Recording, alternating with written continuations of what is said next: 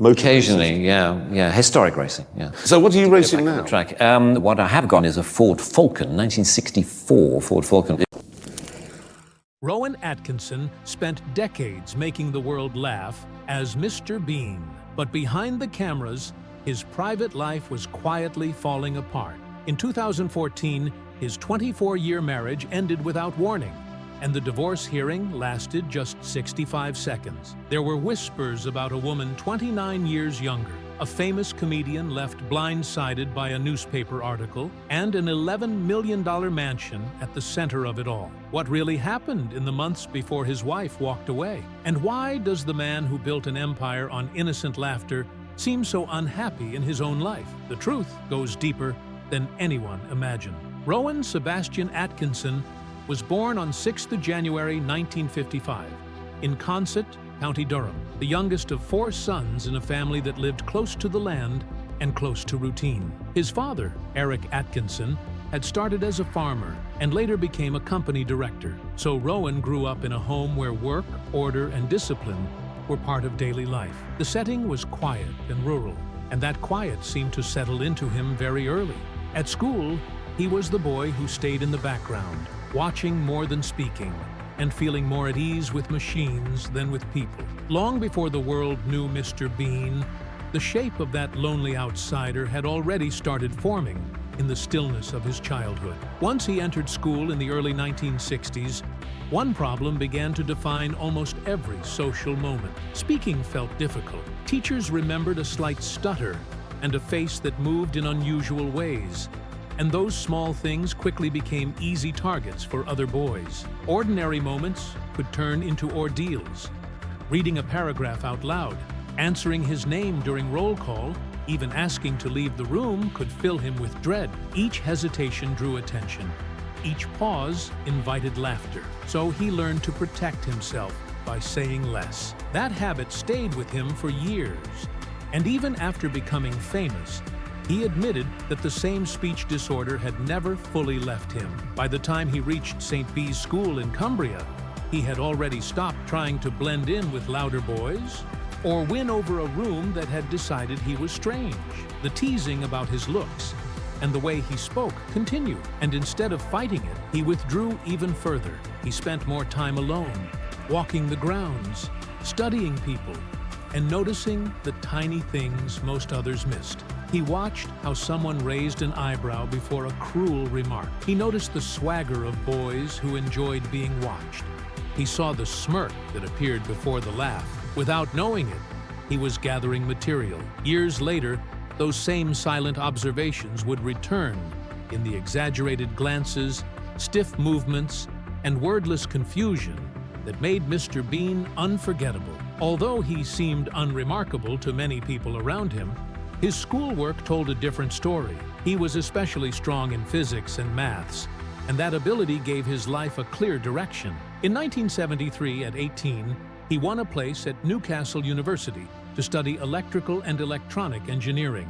Nobody looking at him in those years would have confidently predicted a future in comedy. He seemed serious, focused, and deeply interested in technical systems. Then he pushed even further, moving to the Queen's College, Oxford, for a master's degree in electrical engineering. In 1978, he completed a thesis on self-tuning control, a subject rooted in precision and logic. By every normal measure, he looked like a man heading toward an engineering career. Yet something else had started growing beside that life. While studying at Oxford, Rowan joined the Oxford University Dramatic Society, the Oxford Review, and the Experimental Theatre Club. Very soon, he was living 2 different lives at once. During the day, he worked through engineering problems and academic demands. Then, late at night, he gave himself over to sketch rehearsals, stage work, and performance. That split turned out to matter more than anyone around him could see. The same person who approached machines with care and patience was also beginning to build a comic style with equal precision. His awkwardness on stage did not feel accidental. It felt studied. The pauses, the stiffness, the deadpan stillness, all of it slowly became part of a character language he could trust. Even then, one major obstacle stood in front of him. For someone drawn to performance, A noticeable stutter could have closed the door before it fully opened. During his Oxford years, he faced that problem head-on when he had to fill 5 minutes in a one-night show at the Oxford Playhouse. With barely any time to prepare, he panicked, went back to his room, stood in front of a mirror, and started experimenting with his face and posture. Out of that nervous trial came something strange and unexpectedly powerful. He found a figure who did not need many words. The comedy came through the eyes, the body, the odd pauses, the little jerks of movement. Somewhere around 1976 or 1977, the roots of the Bean persona began to take shape through that discovery. For Rowan, this was more than a performance choice. It was a breakthrough. He had found a way to be funny without depending on fluent speech. That discovery opened a path that suddenly made sense. When he performed this nearly silent figure before live audiences, something remarkable happened. In everyday conversation, he could still struggle with his stammer. Yet on stage, the block often faded once he entered character. The change must have felt liberating. The very thing that had made him feel exposed as a child was now guiding him toward a style that audiences responded to instantly. He took versions of this odd, nearly mute persona to the Oxford Playhouse and later to the Edinburgh Festival Fringe in the early 1980s. Those performances showed him something crucial. People from different places laughed at the same visual gags. The humor did not have to be explained. It traveled on its own. Around this time, another important piece fell into place. At Oxford, Rowan met Richard Curtis, a writer whose strengths neatly matched his own. Curtis had a gift for structure and language, while Rowan had an instinct for physical absurdity and exact comic timing. Their partnership would shape British comedy for years. Together, they later worked on Not the 9 O'Clock News, Blackadder, and eventually Mr. Bean. What began as a student friendship became one of the most successful creative partnerships in British television. Curtis helped shape ideas into stories, while Rowan focused intensely on performance details that others might have ignored. A slight pause, a look to one side, the timing of a walk across a room. He treated comic movement almost like an engineering problem, adjusting small elements until the result felt right. His first major television breakthrough arrived in 1979 with Not the 9 O'Clock News. The show ran until 1982, and Rowan stood out almost immediately. He was still in his 20s, but his presence felt fully formed. In 1981, he won a BAFTA for Best Entertainment Performance, a remarkable achievement for someone who had only recently emerged onto the national stage. That same year, he became the youngest person at the time to headline a solo West End show, Rowan Atkinson in Review, and he won an Olivier Award as well. Those honors gave the impression of a career rising fast, and they were right. Still, success did not quiet the private dissatisfaction that seemed to follow him. Even when others saw triumph, he often saw the flaws first. That restless dissatisfaction stayed with him through the 1980s, even as Blackadder proved the range of his talent. The series began in 1983 and continued until 1989, placing him in a very different comic world. Here, he was sharp, verbal, cunning, and fully in command of language. The contrast with the silent figure developing elsewhere in his imagination could not have been stronger. And that contrast made his talent look even deeper. He was no longer just a gifted physical performer. He had become a complete comic actor with control over dialogue, rhythm, and tone. Yet, for all the praise Blackadder brought him, the character he carried most closely inside himself was still the nearly speechless one who relied on movement, silence, and embarrassment. That may be because Mr. Bean came from somewhere more personal. Behind the success, Rowan often seemed to carry the same uneasy feeling that had followed him since childhood. In later interviews, even after becoming one of the most recognized comedians in the world, he described himself as perennially dissatisfied. He rarely enjoyed watching his own work because he could only see what should have been better. Friends and collaborators noticed the same thing. Richard Curtis once described him disappearing during rehearsals, only to be found doing technical jobs around the set, changing plugs, or fixing practical things with his hands. It makes sense when you remember the engineering background. Solving a clear problem could feel easier than sitting with creative uncertainty. Precision comforted him. Ambiguity did not. That same mindset shaped the birth of Mr. Bean when the character finally arrived on television. On 8th of April 1979, years before the official series began, ITV aired a one-off sitcom called Canned Laughter. Rowan played 3 roles in it, including a socially awkward man named Robert Box. This character spoke far more than Bean would later speak, yet the bones of something familiar were already there. The stiff body language, the lonely atmosphere, the painful social discomfort, all of it hinted at what was coming. Many people now see that date as the unofficial beginning of Mr. Bean, a first glimpse of the strange little world Rowan would later refine into something much larger. Then, on 1st January 1990, Mr.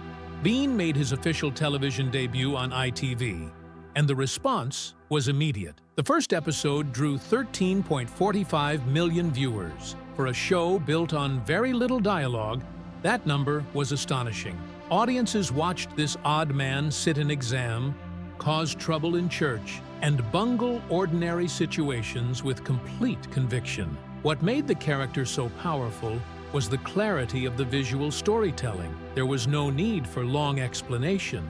He walked into a scene, and tension arrived with him. Every small action carried the promise of disaster. The show soon reached even greater heights, with some episodes drawing 18 million viewers. A character born partly out of one man's struggle with speech had become a primetime sensation. Mr. Bean did not come out of nowhere. Rowan and Richard Curtis were deeply aware of the silent film tradition, and the influence of Jacques Tati's Monsieur Hulot can be felt in the character's DNA. Rowan studied visual timing and expressive body language, then shaped those lessons into a modern British figure who felt both childish and strangely independent. Bean could fail at parking a car, ordering food, getting dressed, or sitting through a simple event, and each struggle felt instantly understandable to viewers anywhere in the world. That was part of the genius. Because he hardly spoke, the comedy needed almost no translation. The character could travel across borders with ease, and he did. Even the name came late. Before the team settled on Mr. Bean, other names were considered, including Mr. White. In the end, Bean felt right because it sounded plain, almost blank, and somehow slightly absurd.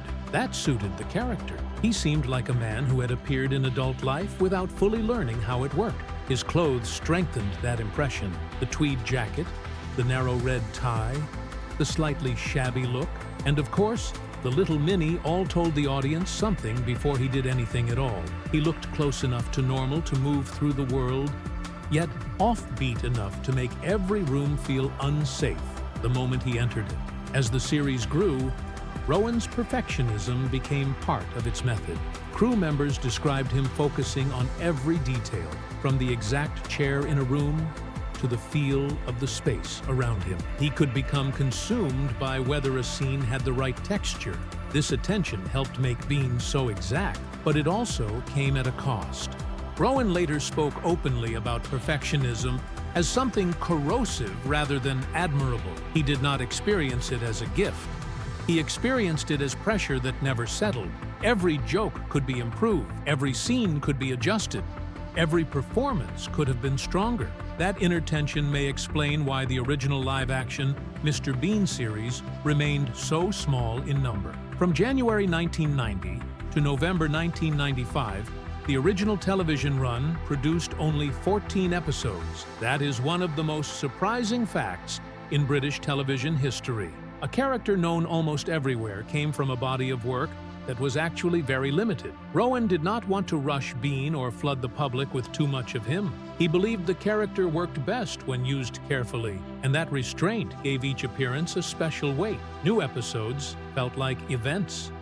Viewers waited for them. They remembered them. The scarcity kept the character vivid, even after the television series ended. Mr. Bean never fully disappeared.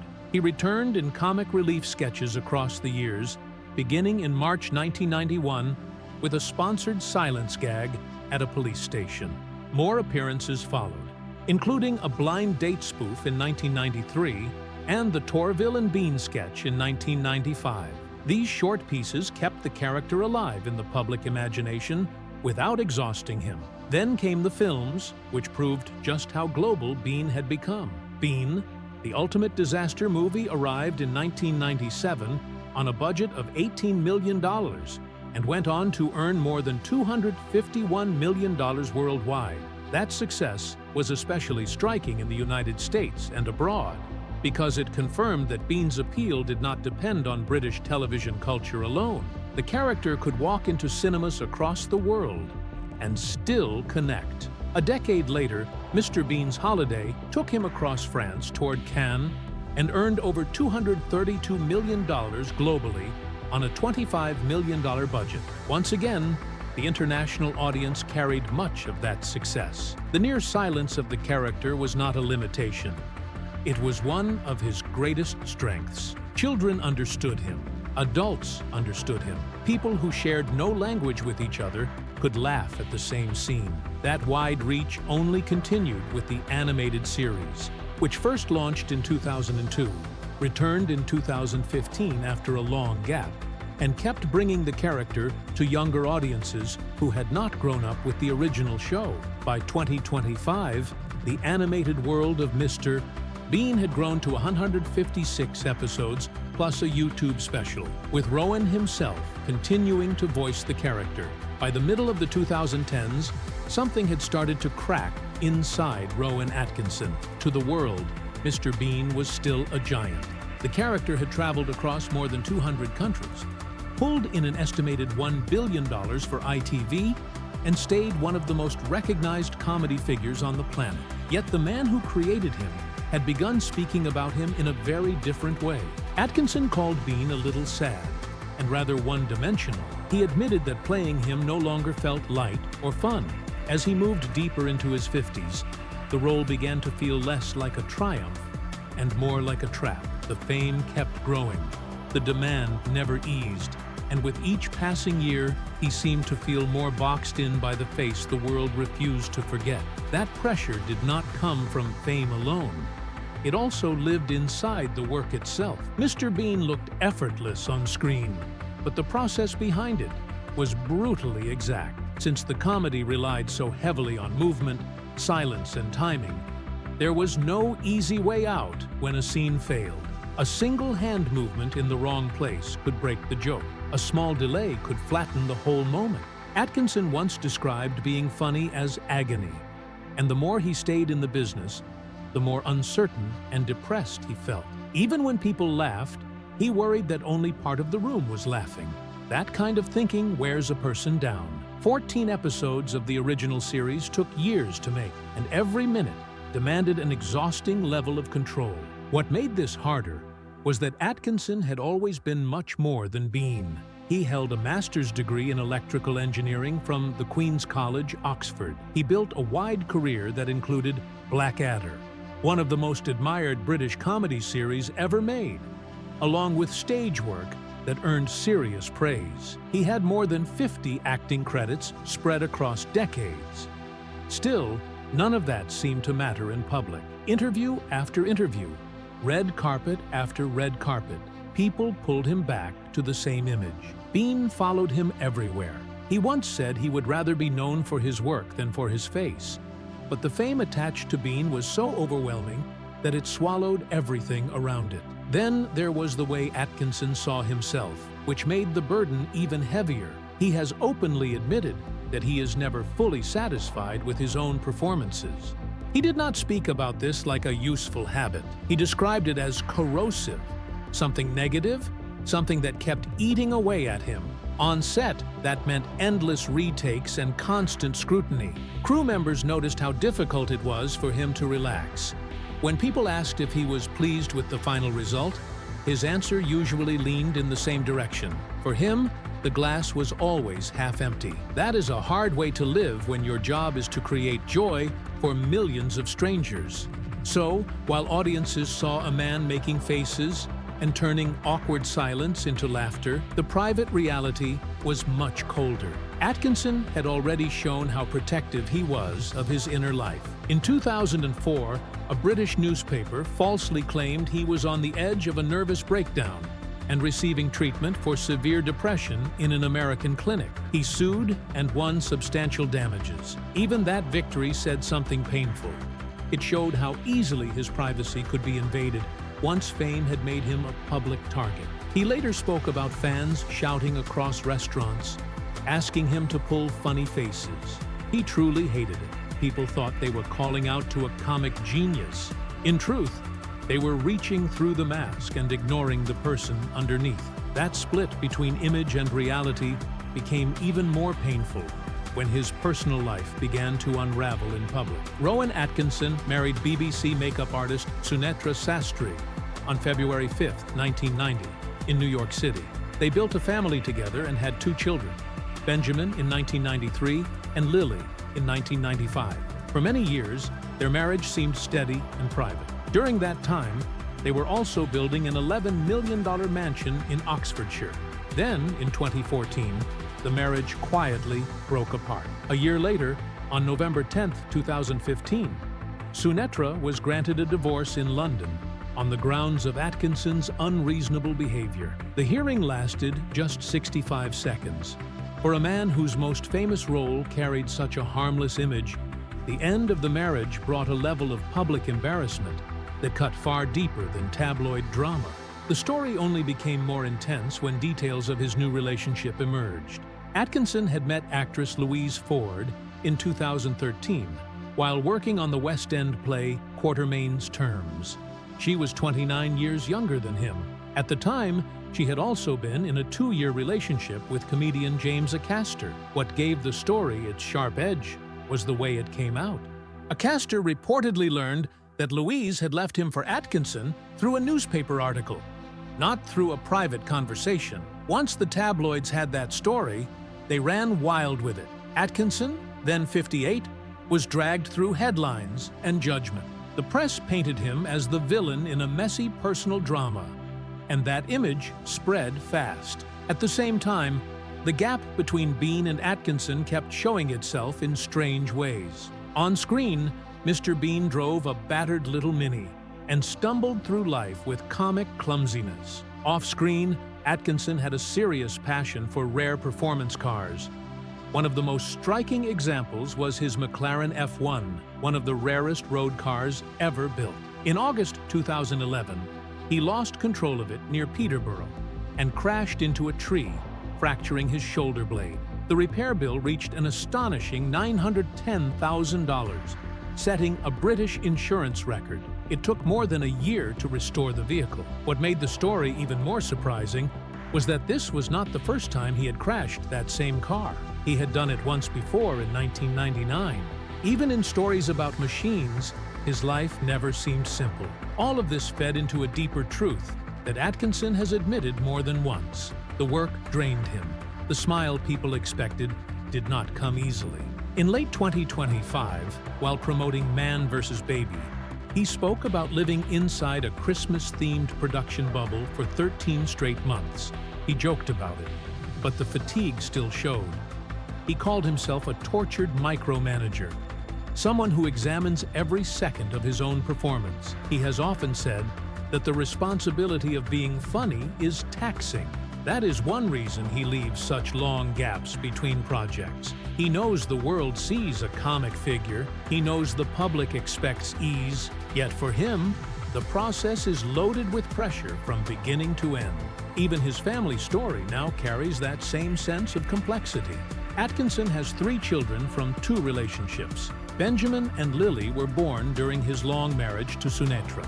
Then, in December 2017, he became a father again at the age of 62 when Louise Ford gave birth to their daughter Isla. Louise was 33 at the time. Atkinson has kept that part of his life almost entirely out of view. He rarely discusses Isla, and Louise also stays far from the spotlight. There is something telling in that silence. After years of public judgment, media intrusion, and relentless identification with a comic character, He seems to have guarded what remained of his private life with even greater care. Yet perhaps the deepest sadness in the whole story sits inside Mr. Bean himself. When the character first appeared on ITV on January 1st, 1990, audiences saw innocent fun, but underneath the slapstick, the world around him felt strangely empty. Bean had no real friends. His closest companion was a teddy bear. His girlfriend, Irma Gobb, barely tolerated him.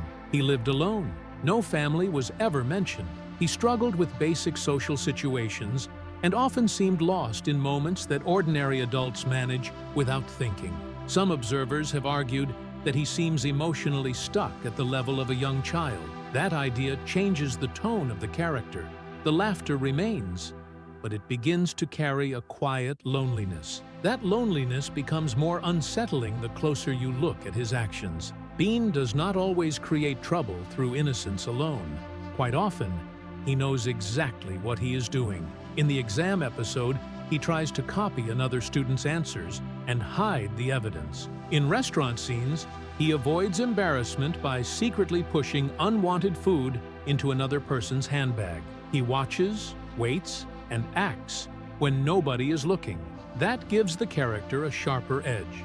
He stops being only a clueless fool and starts to feel like someone who understands selfishness very well. The comedy still works, though now it comes with a strange discomfort beneath it. That discomfort is one reason the alien theory never went away. Over time, fans began to feel that Bean was not just awkward. He seemed foreign to the entire human world around him. Rowan Atkinson himself once said the character had a slightly alien aspect. That comment mattered because the show had always hinted at something unusual. In the opening sequence, Bean falls from a beam of light onto an empty street while a choir sings above him. It does not feel grounded in ordinary life. Atkinson later explained that the image was meant to suggest an ordinary man thrown into the spotlight. But even he seemed to recognize why people read it differently. The outsider quality was there from the beginning. Then the animated series pushed that idea much further. In 2004, an episode called Double Trouble showed a UFO carrying an entire group of Mr. Bean clones, each with their own teddy bear. The message was hard to miss. Bean was no longer just being read as alien by fans. The story itself leaned into it. In that episode, the others come to take him home, only to leave him behind. Once again, the core of the character turns back toward abandonment. He is left on Earth, still displaced, still misunderstood, still moving through a world where he never fully belongs. Seen that way, Bean stops being only a comedy figure and starts to look like a lonely creature stranded in public. Across the original live-action run, the films, and the animated series, he is almost always isolated. Crowds surround him, but connection never truly arrives. He shows more warmth to Teddy than to the people in his life. There is no clear family history, no stable place of origin, no past that explains him. That absence gives the character a hidden tragedy. He survives one day at a time in a world he cannot fully read, and the audience laughs because he keeps moving, even when he does not seem built for the place he lives in. That hidden sadness becomes even more meaningful when you look at what has happened in recent years. Atkinson has been moving away from live-action Bean for a long time. His last major live-action appearance as the character came during the 2012 London Olympics opening ceremony. Before that, the last Bean film had been Mr. Bean's Holiday in 2007. By April 2025, he was openly admitting that a live-action return probably would not happen, though he still left a small door open by saying it was not impossible. Those words mattered because they confirmed what fans had already started to feel. The distance was real. He has also been completely honest about why. In one interview, he said he did not much enjoy playing Bean anymore. He described the role as stressful and exhausting. He spoke about the physical demands of visual comedy and questioned whether he really wanted to keep doing that kind of work. That confession hits hard because the original TV series only ran for 14 episodes between 1990 and 1995, yet the role has followed him for more than 3 decades. It is easy to imagine a character haunting a career. It is harder to hear the actor say it so plainly. And still, even as he steps away physically, the Bean empire keeps moving. The animated series continues, giving the character fresh life without requiring Atkinson to carry the full strain with his body. He only needs to lend his voice, which he has said is easier for him. The series has grown into a huge machine of its own, with 156 episodes and billions of online views. There is also an animated feature in development. In a strange way, Bean now seems to thrive most when the man behind him is less visible. The character remains active, successful, and widely loved, while Atkinson has nearly retired from embodying him in person. That ongoing success has never guaranteed peace for him. Many people would assume that making millions laugh should bring a sense of satisfaction. Yet Atkinson's story keeps turning back to doubt, tension, and emotional strain. He developed a stutter in childhood, which helped push him toward a mostly wordless kind of comedy. Even success did not free him from inner pressure. Harsh reactions to his work have hit him hard in the past. He has shown again and again that public laughter does not cancel private struggle. The image of the comic genius standing above criticism never truly fit him. So he has tried, slowly and carefully, to move into something new. In 2022, he led Man vs. Bee on Netflix, creating another physical comedy figure named Trevor Bingley. He later followed it with Man vs. Baby in late 2025, and a fourth Johnny English film has also been announced. These projects suggest a man still searching for space, beyond the role that made him famous. He is not idle. He is not frozen. He is still creating. Yet every new step is measured against Bean, and that comparison never fully leaves the room. For millions of viewers, Bean is the one image that sits above all others, no matter what else he builds.